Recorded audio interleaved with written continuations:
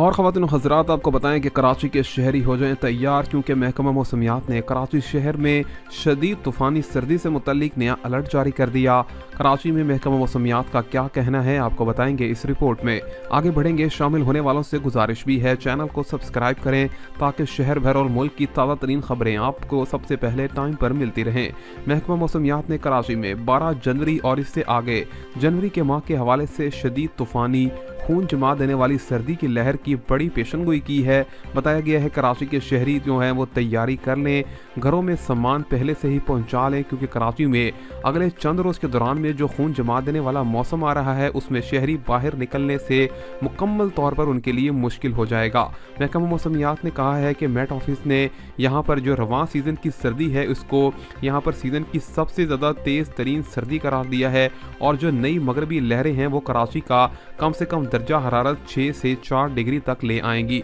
कराची में गुज़िश्ता रोज़ में जो रात गुजरी है उसके अंदर दर्जा हरारत कम से कम 7 डिग्री तक रिकॉर्ड हुआ। इसी के साथ साथ चीफ मेट्रोलॉजिस्ट कराची सरदार सरफराज ने भी यही कहा है कि कराची के शहरी खबरदार हो जाएं और बाहर निकलने से गुरेज करें, क्योंकि यख बस्ता हवाएं जो हैं वो कराची शहर में लोगों को मुख्तलिफ बीमारियों में भी मुब्तला कर सकेंगी।